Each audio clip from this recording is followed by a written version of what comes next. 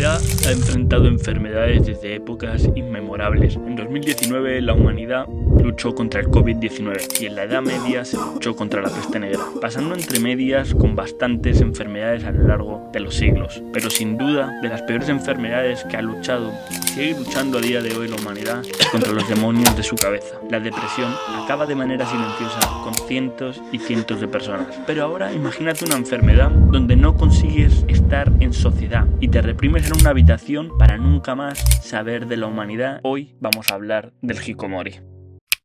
Hoy venimos a hablar sobre los hikimoris, más precisamente sobre la enfermedad hikimori. Hoy estamos en mi habitación, como pueden ver, pues por varias razones, entre ellas el hecho de que no es fácil hacer un vídeo sobre gente que tiene enfermedades, ya que he intentado mandar emails a las asociaciones y ninguna me ha contestado, entonces no puedo hacer ninguna entrevista, ya ni siquiera a gente con esa enfermedad, sino a gente que haya vivido como familiar esa enfermedad. Se me hace imposible. Entonces he decidido narrarla como si yo mismo pues sufriese de hikikomori, porque mi habitación es bastante lamentable. Pues voy a intentar cambiar planos alrededor de esta habitación y un poco que sintáis la asfixia de lo que es vivir el hikimori. Entonces nada.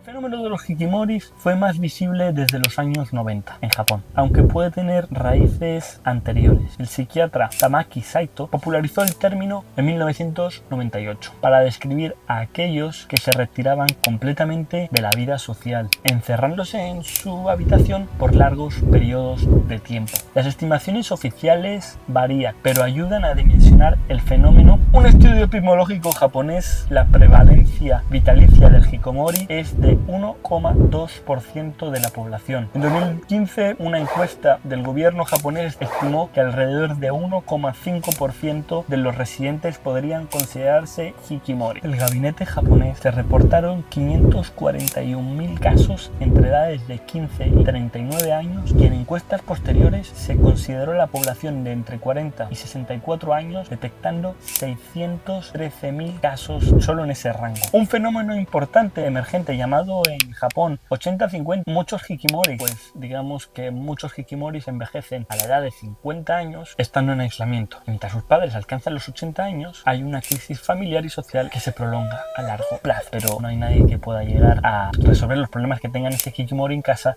si los padres ya no están en este mundo. El Japón contemporáneo no es el único escenario. Investigaciones muestran que el fenómeno tiene relevancia internacional y que en otros países también se reportan casos de aislamiento prolongado, aunque adaptados a contextos culturales diferentes.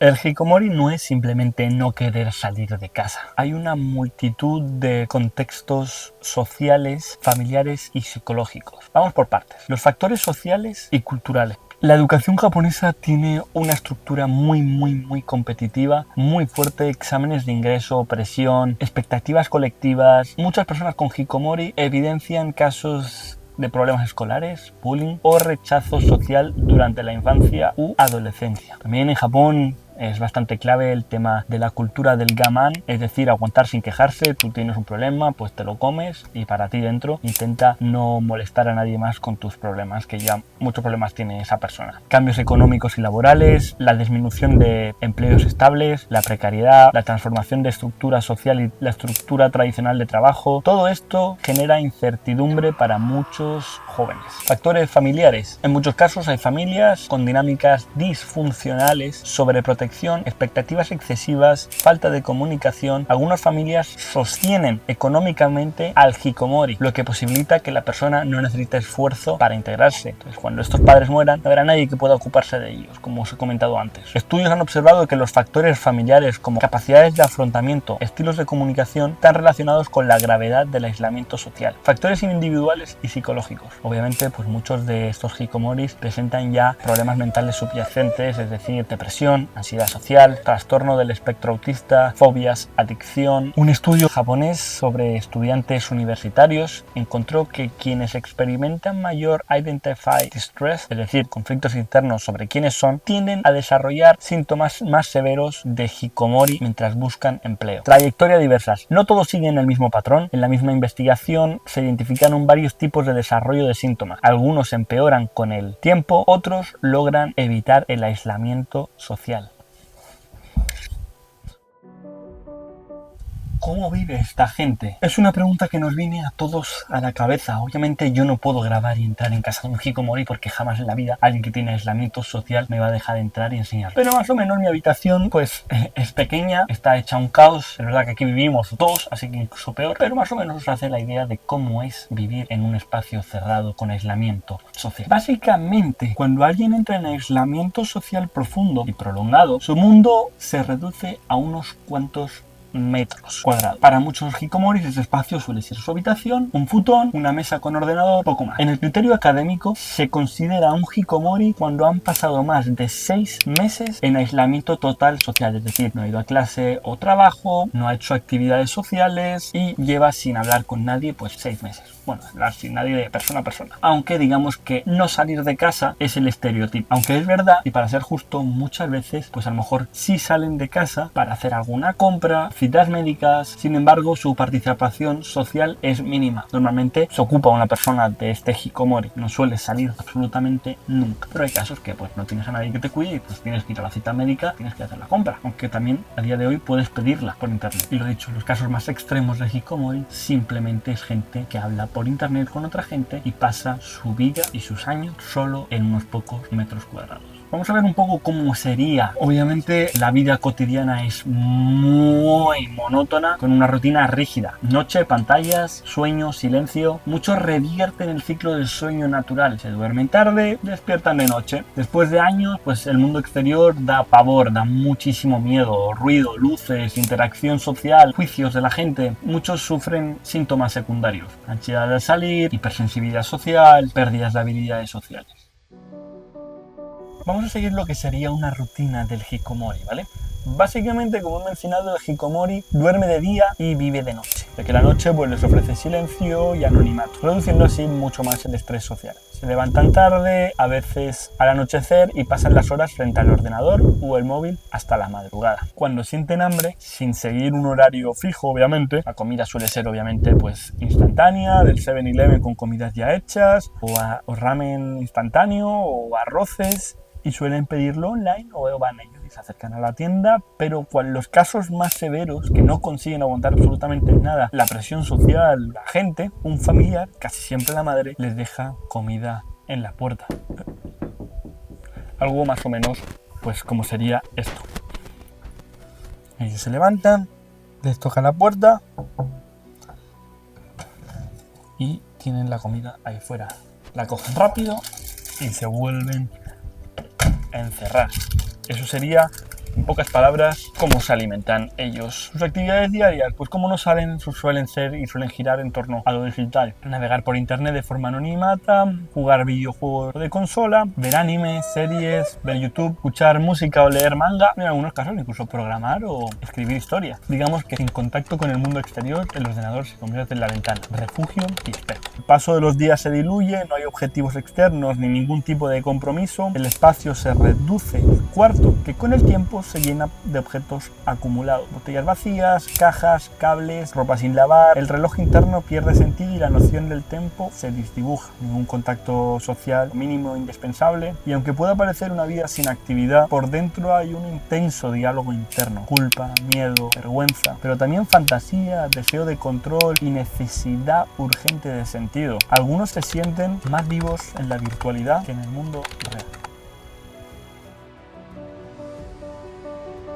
que no he podido hacer ninguna entrevista a nadie, quisiera traer casos reales de hikikomori. El caso que quiero hablar es el de Kyoko Hayashi. Hayashi Kyoko nació alrededor de los 70-80. Vivía en Yokohama y abandonó la escuela después de su segundo curso de bachillerato y se convirtió en hikikomori a sus veintitantos años. Inició su recuperación ya pasados los 35. Hayashi relata su vida interna durante esos años de aislamiento con mucha crudeza. Cuando subió al bachillerato, el director dio un discurso en el que solo decía: faltan X días para los exámenes de ingreso a la universidad. Lo cual impactó enormemente. Para ella esa etapa dejaría de ser disfrutable y se transformaría en mucha presión. Esa presión del sistema educativo rígido le generó síntomas físicos y dejó de asistir a la escuela. Durante sus veintitantos años, aunque trabajaba a tiempo parcial, el transporte masivo, el conformismo social y su percepción de no pertenecer a ningún lado le generaba una angustia tremenda. Empezó a entrar en un círculo vicioso en el que no paraba de decirse por qué terminé así, por qué soy alguien tan inútil, y esto hizo solamente empeorar y empeorar. Durante ese periodo descuidó mucho su imagen, pues no se solía bañar, no se solía cepillar los dientes y su rutina diaria consistía en despertarse tarde, comer, ir al baño y respirar. Se sentía como un maldito cadáver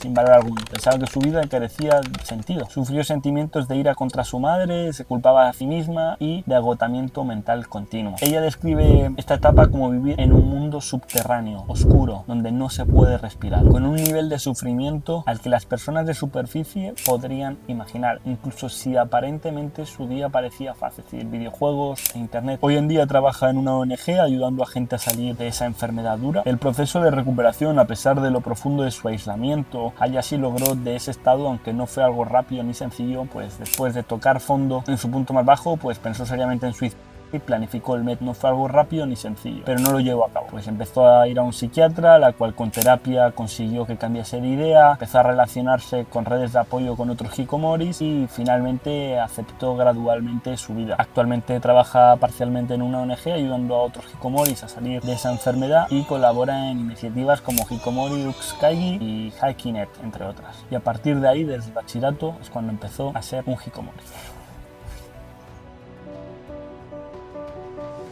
Al principio del vídeo he intentado ponerme de acuerdo con asociaciones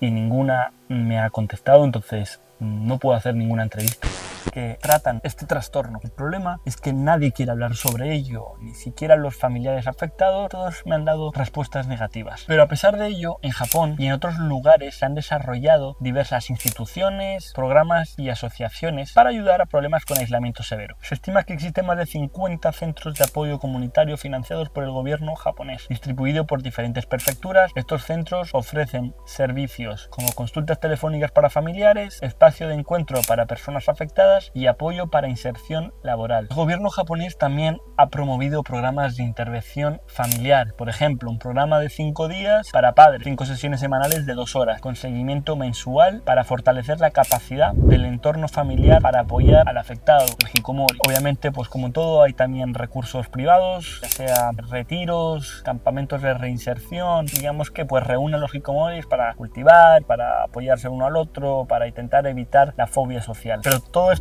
tiene retos y también tiene limitaciones. No existe un modelo estandarizado universalmente eficaz para todos los hikikomoris, ya que cada persona es un mundo. Muchos programas deben adaptarse individualmente. El estigma es una barrera muy significativa. Muchos hikikomoris rechazan ser identificados, buscan desaparecer del registro social completamente, lo que dificulta que programas los puedan encontrar. El tiempo de aislamiento previo influye. En muchos casos la intervención llega luego de años de aislamiento, lo que complica la reintegración. En algunos estudios se ha observado que más o menos 13% de los casos puede pasar más de 10 años antes de que reciba cualquier tipo de ayuda. Escuelas y municipalidades deben trabajar juntos, pero no siempre lo hacen.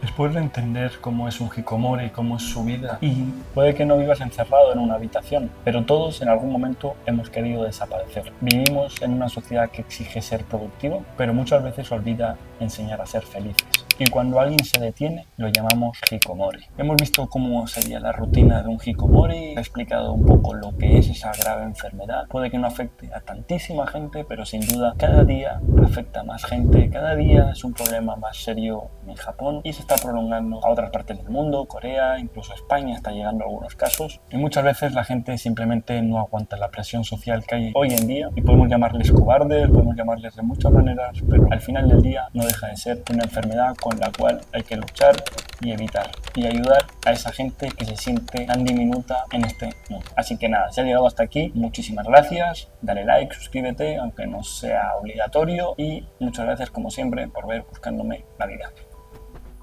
Y si quieres saber cómo es la estresante vida de un salaryman en Japón que puede llegar a derivar en este tipo de enfermedades, haz clic en el siguiente vídeo.